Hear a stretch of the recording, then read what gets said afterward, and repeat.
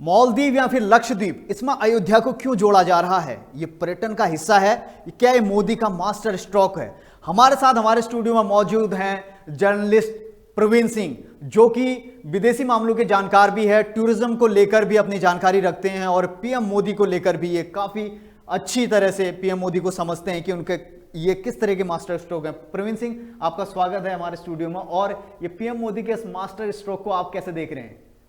यकीनन master stroke कर सकते हैं इसको, क्योंकि मोदी के माइंड में हमेशा कोई न कोई स्ट्रोक और कोई न कोई मास्टर प्लान होता ही होता है। यह भी उसी प्लान का एक हिस्सा है। दरअसल जब भारतीय बिजनेसमैन हो या फिर स्पोर्ट्स से जुड़े खिलाड़ी हों या फिर बॉलीवुड से जुड़े एक्टर एक्ट्रेसेस हों, वो हमेशा मालदीव आना जाना, छुट्टियां एंजॉय करना हमेशा करते रहते हैं। लेकिन इस दफ़ा जब तमाम चीज़ों को मोदी साहब ने, जब भारतीय संस्कृति, भारतीय कल्चर को जब दुनिया के उन तमाम देशों के सामने जब दिखाया कि लक्षद्वीप है क्या जी।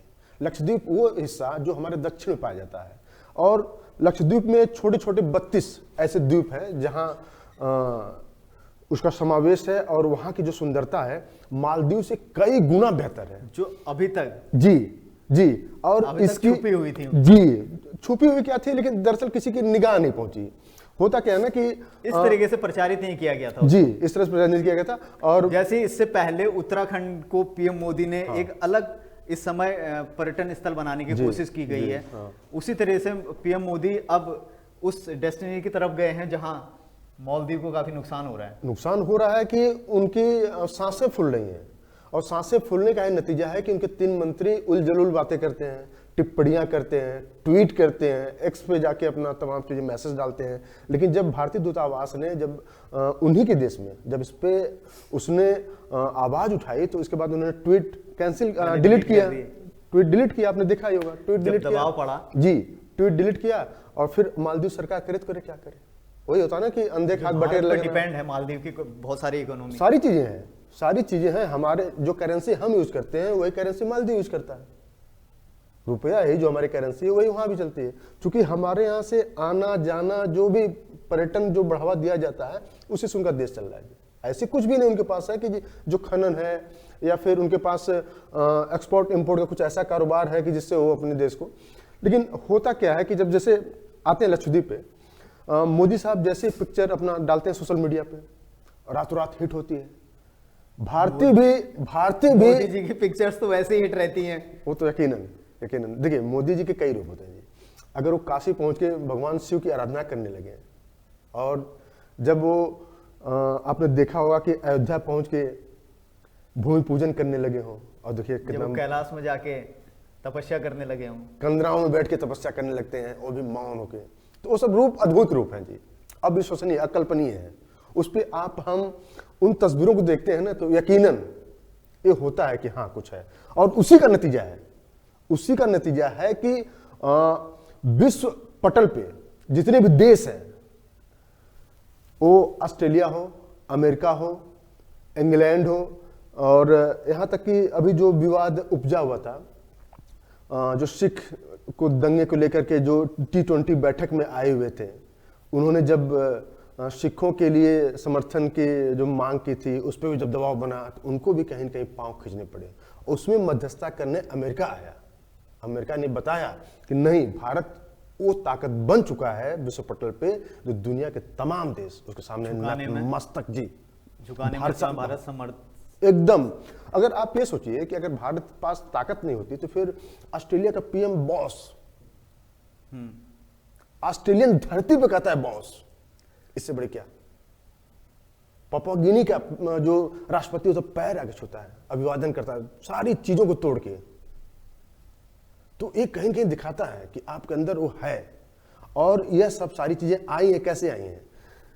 आपकी कर्तव्य निष्ठा से, अध्यात्म से, और लगातार जो मोदी साहब कहते हैं कि मैं 2 घंटे 4 घंटे सोता हूं, यकीनन ये चीजें स्पष्ट हैं। स्पष्ट नहीं होती तो 9 साल के कार्यकाल में आप देख रहे हैं दुनिया कुछ भी अपने आप को माने, लेकिन आज भारत के सामने नतमस्तक है। और मालदीव क्या है?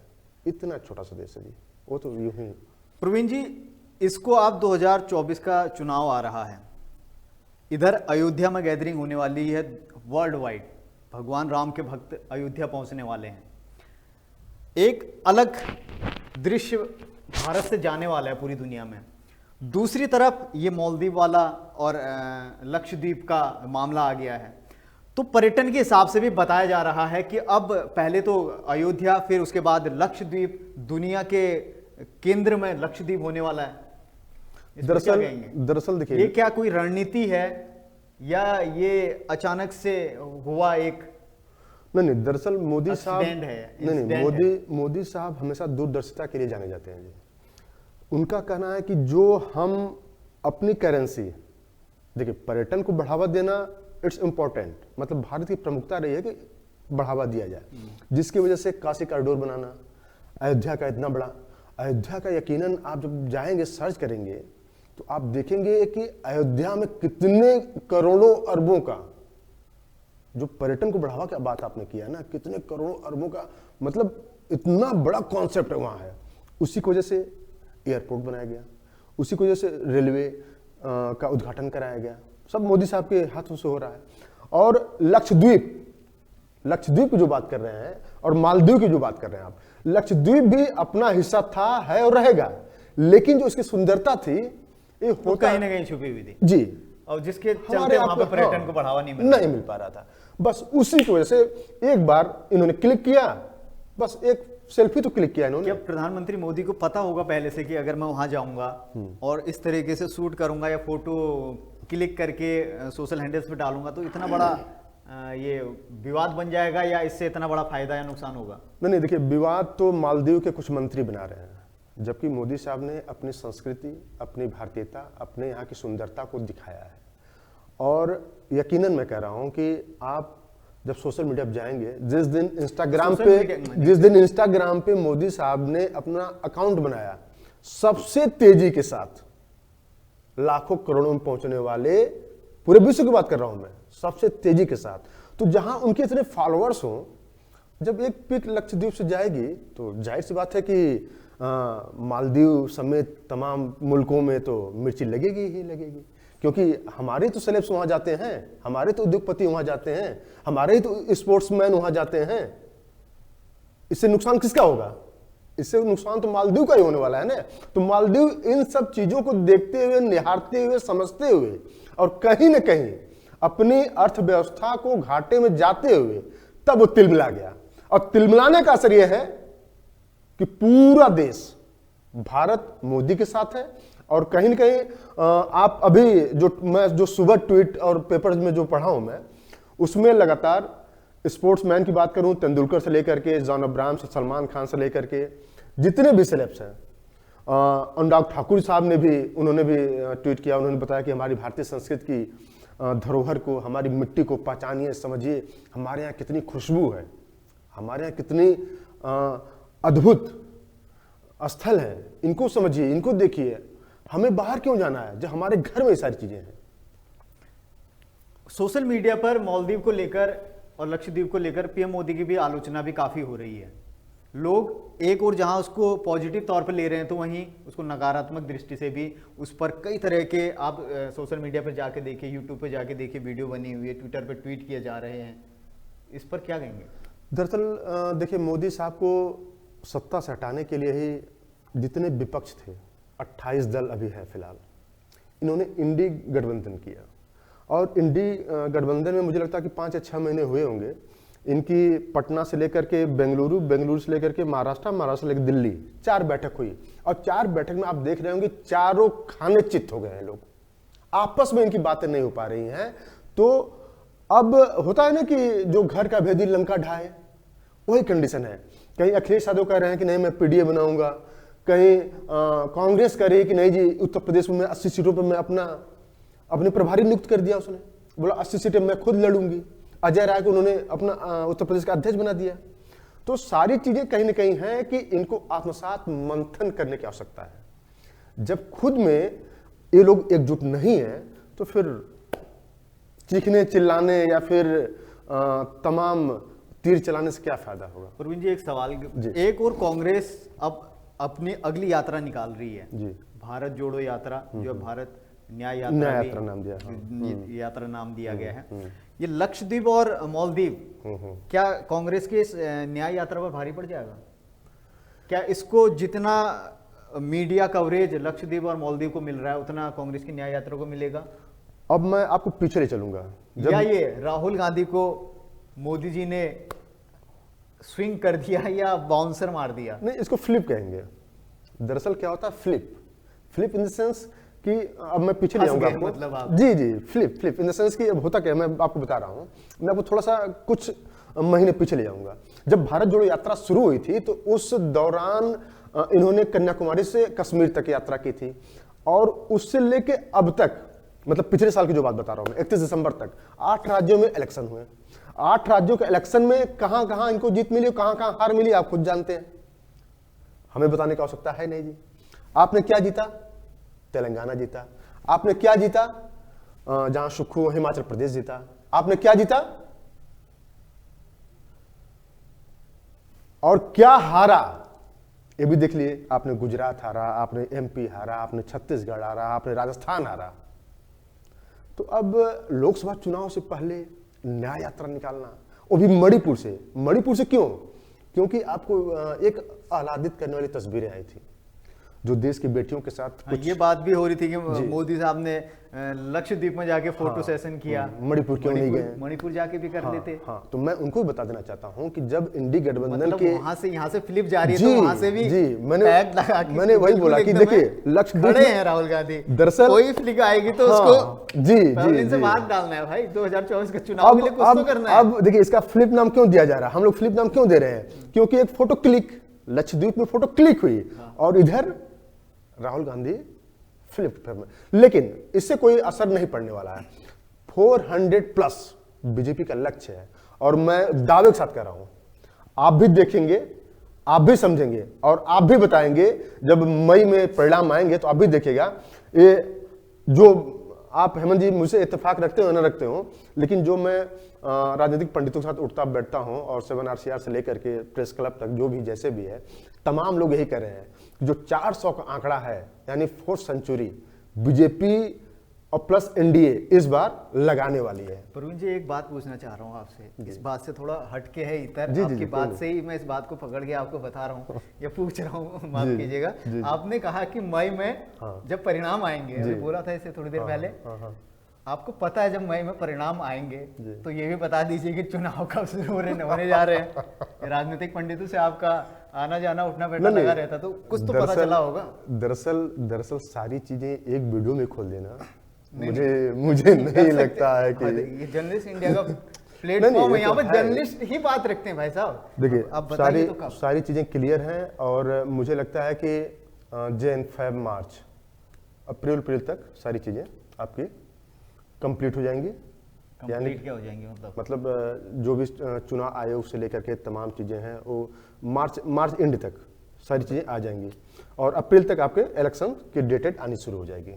मतलब अप्रैल में पूरे चुनाव बोर्ड डाल देगा भारत? नहीं, अप्रैल लास्ट तक आप मान के चलो आप, क्योंकि पूरे देश में चूंकि 6-7 राउंड भागों में होता है ना, इसमें हमारा मणिपुर भी है, हमारा इम्फाल भी है, चूंकि नॉर्थ ईस्ट भी है, कश्मीर है, कन्याकुमारी है।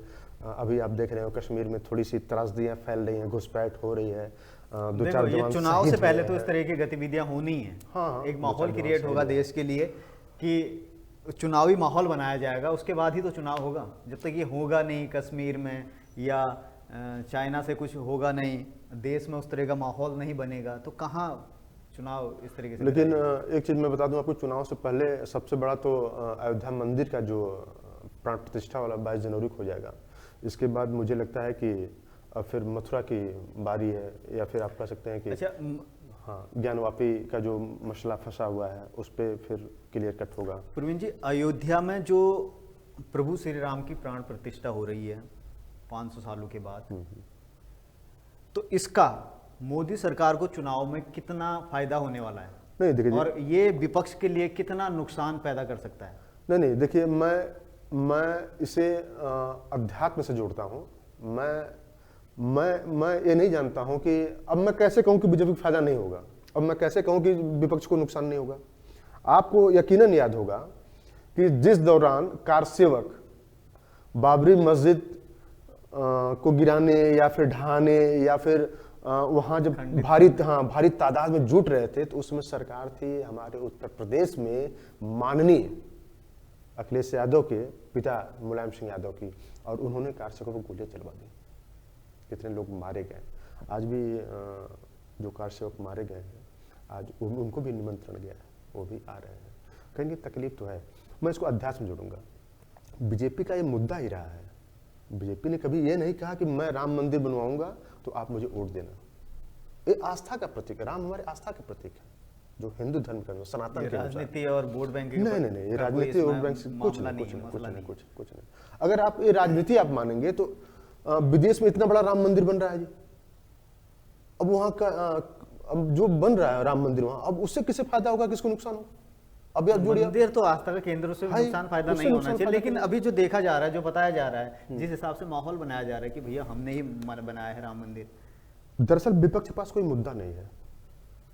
पूरे मुद्दे लेके विपक्ष यात्राएं कर रही हैं, आप कैसे कह रहे हैं कि विपक्ष के पास मुद्दे नहीं है? मैं कह रहा हूं कि राजस्थान में जब मोदी साहब ने कहा कि लाल डायरी, गहलोत सरकार के काले राज, छत्तीसगढ़ में उन्होंने बोला कि चावल घोटाला, महादेव ऐप घोटाला, जो एमपी में तो सरकार थी ही, एमपी में फिर से वापसी हुई, तो आप इस टाइप के कोई मुद्दे बताइए ना, जो मतलब एक आम आदमी से जुड़ा हुआ हो, जो उसके पैसे का दुरुपयोग किया जा रहा हो। ये तो केजरीवाल जी बताते हैं कि क्या मुद्दे हैं जनता की और किस दिशा में भाजपा जा रही है, कांग्रेस की दिशा में जा रही है, केजरीवाल जी किस दिशा में जा रहे हैं? केजरीवाल जी बता रहे हैं, तभी तो 4 समन पहुंचा है उनके यहाँ। अब क्यों नहीं बता रहे? अब क्यों नहीं? अब बोल रहे हैं खुली चुनौती दे रहा हूं, खुली बैठक करूंगा, खुली बातचीत करूंगा, खुले मंथन करूंगा। क्यों नहीं कर रहे? अब 3 मंत्री तो अंदर है ना। तो केजरीवाल साहब क्यों नहीं जा रहे हैं? आपको क्या लगता है केजरीवाल साहब क्यों नहीं जा रहे हैं ईडी के पास? कुछ तो कमियां होंगी, डर रहे हैं। जाहिर सी बात है, कोई यूं ही बेवफा नहीं होता, कुछ तो बेवफा इसमें आप किसको कह रहे हैं, ईडी को या देखिए दरअसल केजरीवाल जी को? नहीं, जांच एजेंसी है, जांच एजेंसी अपना काम कर रही है।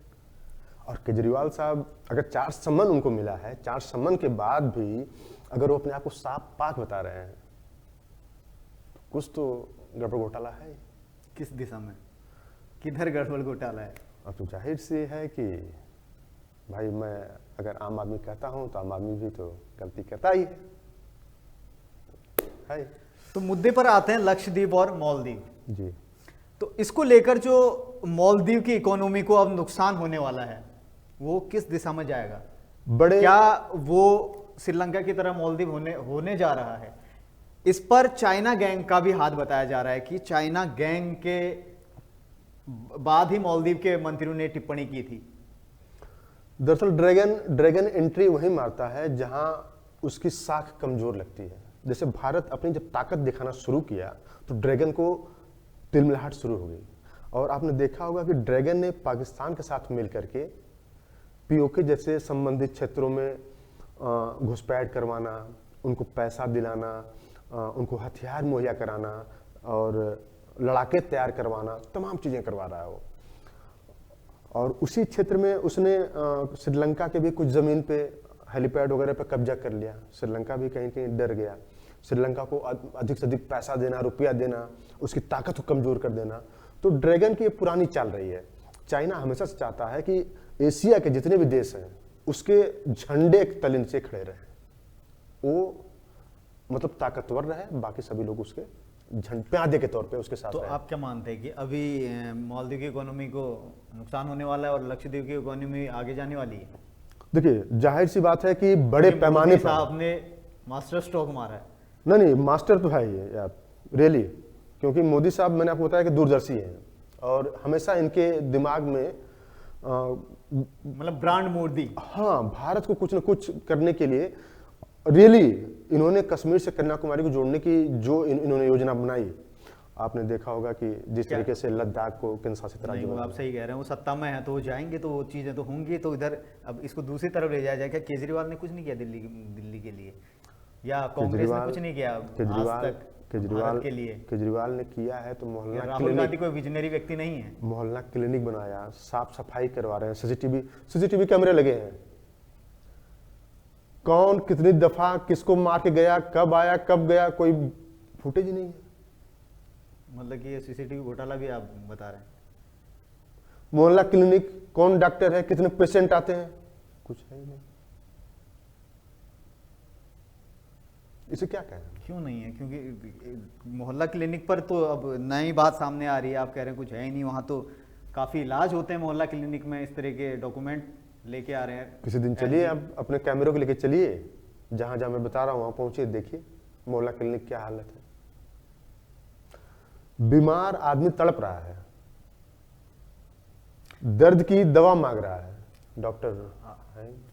आप कह रहे डॉक्टर नहीं है, बीमार आदमी तड़प रहा है। इससे पहले कोरोना जब आया था तो यही- अरविंद यही- केजरीवाल यही और दिल्ली गवर्नमेंट थी ने बोला और था कि रेमडे- सबसे ज्यादा काम तो कोरोना में दिल्ली गवर्नमेंट ने किया है। रेमडेसिविर 4-4 लाख में बिकी है सर यहाँ। क्या बिकी है? रेमडेसिविर जो इंजेक्शन आ रहा था 4-4 लाख रुपए में, तो जबकि पूरे उसका देश में बिकी कोई है। जबकि उसका कोई रोल ही नहीं था।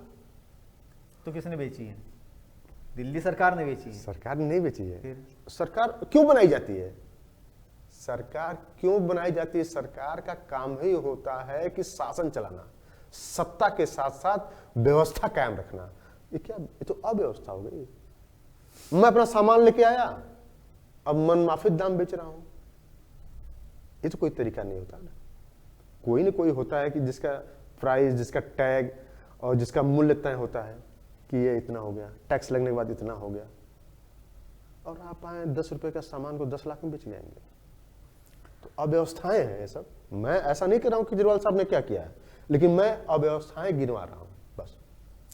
चलिए प्रवीण जी, बहुत बहुत धन्यवाद आपका। मालदीव और लक्षद्वीप राम मंदिर 2024 चुनाव, अरविंद केजरीवाल, कांग्रेस यात्रा, मोदी के मास्टर स्ट्रोक, पूरा इस आपने इस पूरे रिपोर्ट में हमारी सबके तरफ हमने अपना थोड़ा थोड़ा वक्त दिया, और आपको इस पर जो भी लगा होगा आप अपने कमेंट बॉक्स में हमको कमेंट कर बता सकते हैं कि इसमें क्या छूट गया और क्या हमने बेहतर बताया और क्या नहीं बता पाए।